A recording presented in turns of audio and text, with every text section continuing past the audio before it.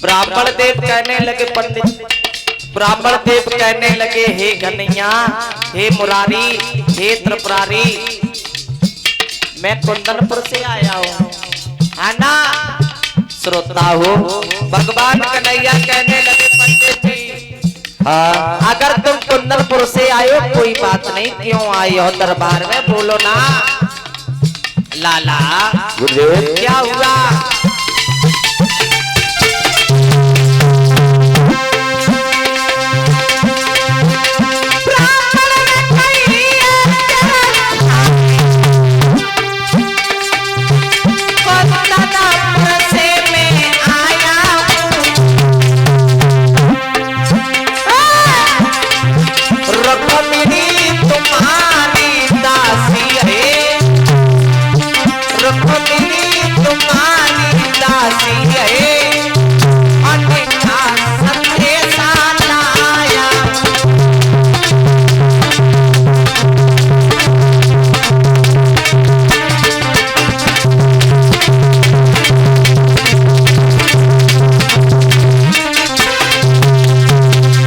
भगवान कन्हैया कहने लगे पंडित जी, ब्राह्मण देवा, तुम कुंदनपुर से आए हो कोई बात नहीं, लेकिन पत्र दिखाओ कहाँ है?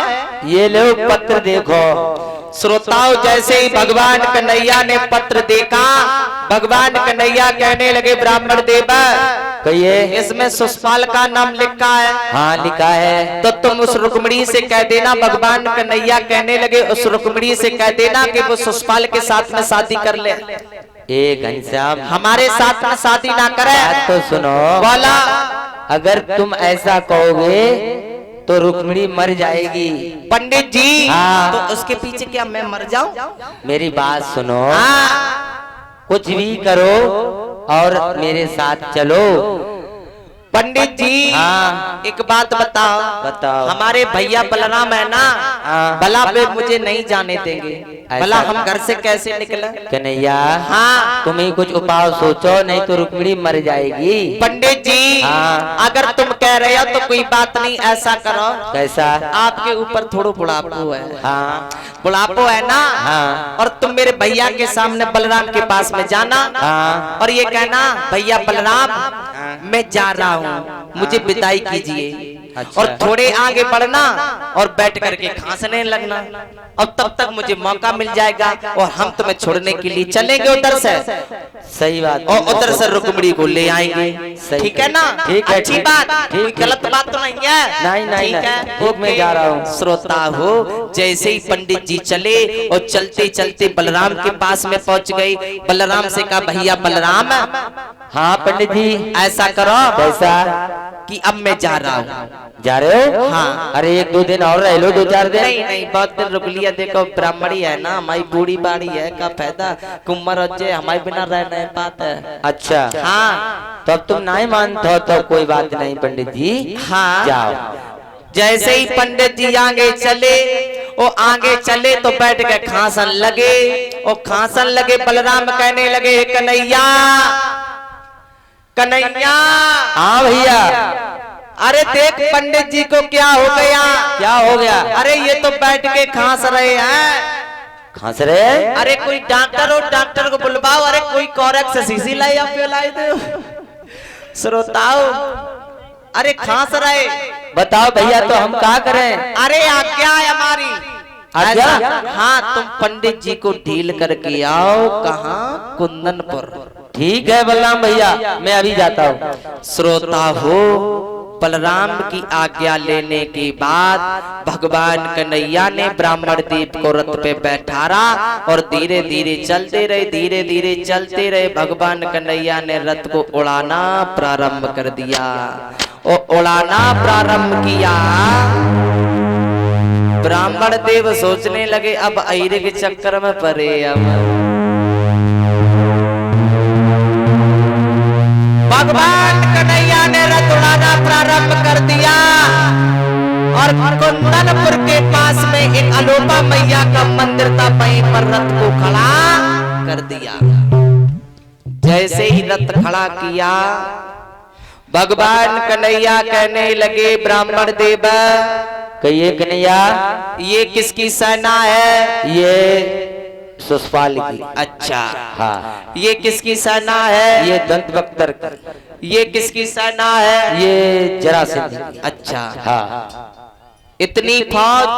हाँ। पंडित जी बोलो। रुक्मणी से कह देना क्या? कि रुक्मणी हाँ। सुषपाल के साथ में शादी कर ले, हमारे साथ में मत करे। क्यों? हम इतनी फौज से सामना नहीं कर पाएंगे। रुको रुको रुको, तसल्ली करो।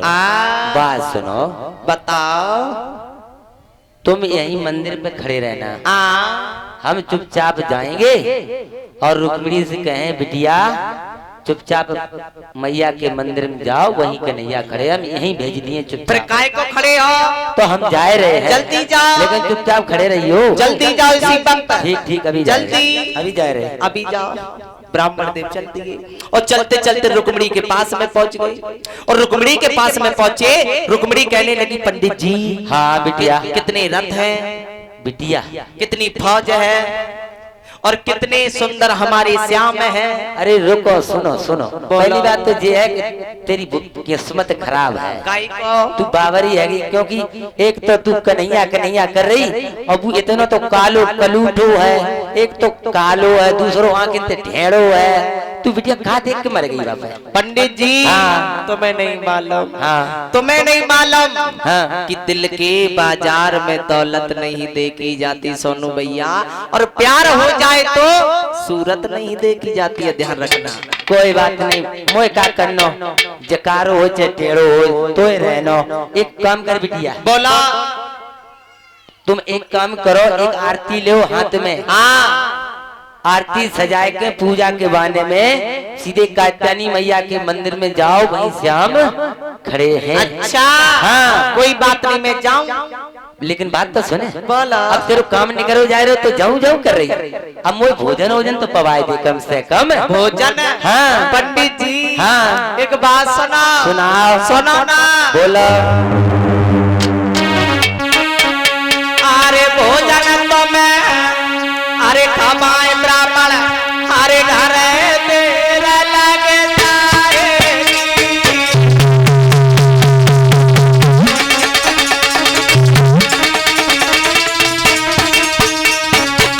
पंडित जी।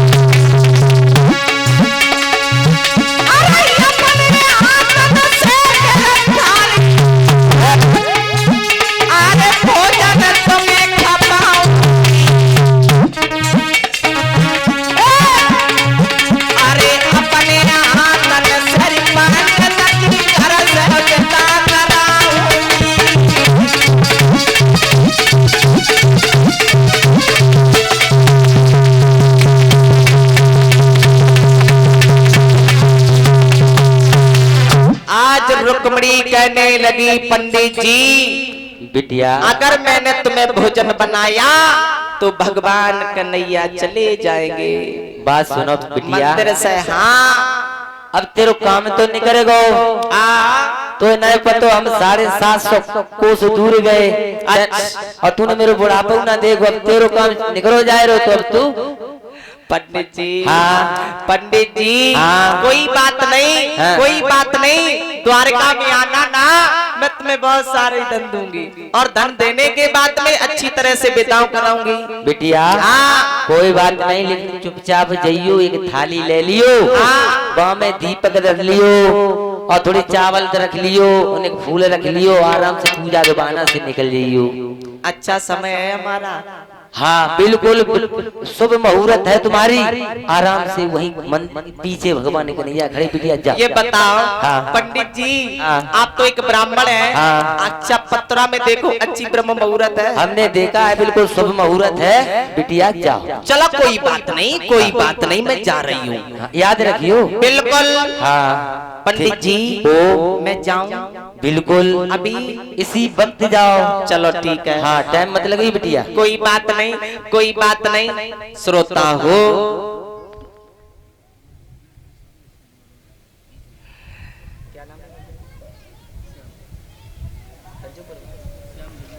और ये हमारे श्रीमान, हमारे बड़े भ्राता श्री श्याम बलियापुर से आई हुई है।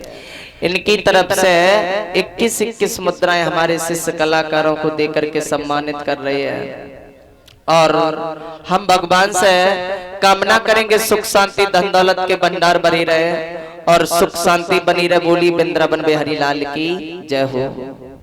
श्रोताओं, जैसे ही पंडित जी जाने के बाद में रुक्मिणी ने हाथ में थाली सजाई और थाली सजा करके धीरे धीरे चलती और धीरे धीरे चलती रही। रुक्मिणी मन में सोचने लगी, मैं जा तो रही हूँ लेकिन अपने मैया के गलबैया डाल कर रो लूं पूरी तरह से। श्रोताओं, जैसे ही रुक्मिणी गई और अपनी मैया के पास में पहुंच गई, मैया से कहा, मैया।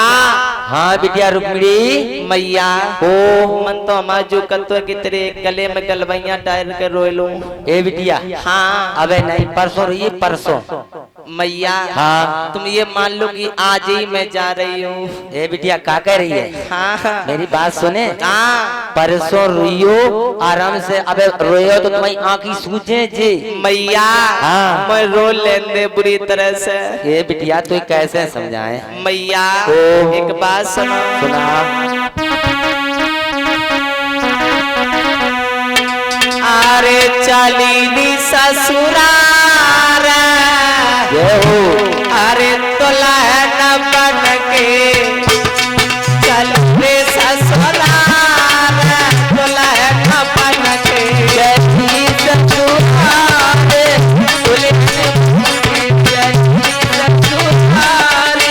दुल्हन बन के। ओ मैया, अरे बिटिया अबे मंदिरों पे जा।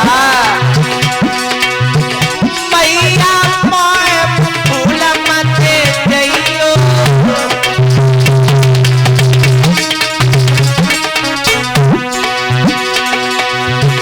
मैया मोए फूल मत जइयो, मैया मोए फूल मत जइयो। अरे रक्षा बंधन को भैया भेजा भैयो, रक्षा बंधन को भैया भेजा भैयो। आखरी तो प्यार जय हो अपन के चलते ससुराल, दुल्हन बन के चलती ससुराल, दुल्हन बन के चलती ससुराल, दुल्हन बन के। ओ मैया क्या बात है, चली रे ससुराल, दुल्हन बन के चली रे ससुराल, दुल्हन बन के चली रे ससुराल, दुल्हन बन के